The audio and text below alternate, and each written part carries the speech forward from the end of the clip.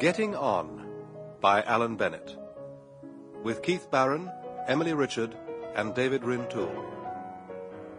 The play is set in London in the early 1970s.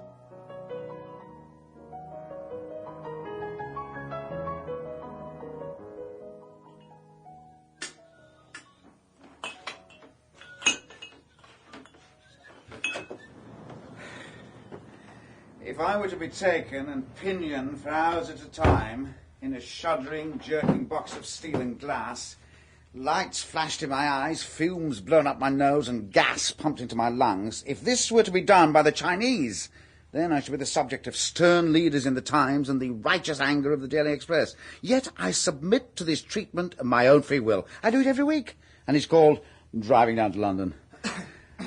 Oh, hello. I thought you were Polly. No. Who are you? No, don't tell me. You could be one of several people. You aren't the man from the central heating or the man who comes to mend the washing machine, both almost daily visitors. Perhaps you are another unemployed actor. Several leading lights in the National Theatre have not been ashamed to plunge their feather dusters through our accumulated possessions. Indeed, that is one of the reasons I don't go to the theatre. It's hard to believe in Pastor Manders when you knew him first as a somewhat below-average window cleaner. And if not an actor, what? The Marvel, A supply teacher, perhaps. My son has bitten Miss Gainsborough's leg again. Or from the Portobello Road, with a new addition to our already definitive collection of strip pine. I brought the marble. The marble? Yeah, they were clearing out this old bakery in Kentish Town, and Polly, your wife, thought the slabs were coming useful somewhere. Somewhere. Look around this room. I'm sorry, I don't know your name. Jeff. Look around this room, Jeff. Can you see anywhere where marble might come in useful? Do you see any surface not adequately covered? Anywhere, in fact, where marble might come in handy? Not offhand, no. No.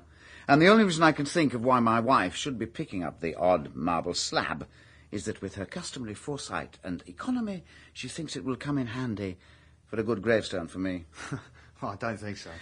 Is she upstairs? She's just putting the children to sleep. Humanely, I hope. Oh, shut up. I've caught this mood of relentless facetiousness from the car radio. Have you noticed that the BBC keeps its silliest programmes and its jokiest announcers for when people are on their way to and from work? It's very significant. I'll tell you what I think. I think it's an indication of profound malaise in the social structure. I'd never thought of that. Is that tea you're making? Yeah. That's not the teapot. There's the teapot. Oh, yeah, sorry. That is an appliance for forcing beef tea down the noses of unsuspecting invalids. It hasn't quite found its place yet. Oh, that's nice. You've got a lot of nice things. We have so many things that by the law of averages, some of them must be nice. Oh, it is you. James said it was you and I said it was time he went to sleep. Daddy! Oh, no, it isn't, Daddy. It's the television. Will you come back up and see me? No, I can't. Now, read your reading book. This is George, my husband, and this is Jeff. Oh, I never asked your other name. Price. Price. How are the dark satanic mills, George? The town hall do was bloody. I said my piece for Granada. And I saw a falcon on the motorway. Oh, are you wanting anything to eat? We had ours with the children. No, I ate on the motorway at the griddle. I had ham and eggs. Now I've got digestion. Oh, and I ran into McMaster's. In Manchester? Which cup would you like, Jeff? I'm easy. Any. There's not much to choose, except that one's chipped, one's cracked, and the other you can't get your finger through the handle. Scones? They're homemade. If I lived here, I should get fat. He said I could go back to Oxford any time I wanted. Oh, well, that's nice to know. Anyway. Well, lovely and thin George used to be. Just like you. I don't think I was ever quite as thin as that. I wouldn't care about you getting fatter if you were getting jollier.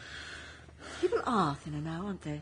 It's the right foods. We never had any oranges during the war. You won't remember the war, of course. No. People don't seem to nowadays. I don't suppose you were even born when it ended. No, not by a long way. Yeah, it's funny. One meets more and more people who weren't. There didn't used to be any, and now one meets them all the time. I remember the end of the war. In fact, I remember the actual war. Oh, that must be great. Yes, it is. Sample complete. Ready to continue?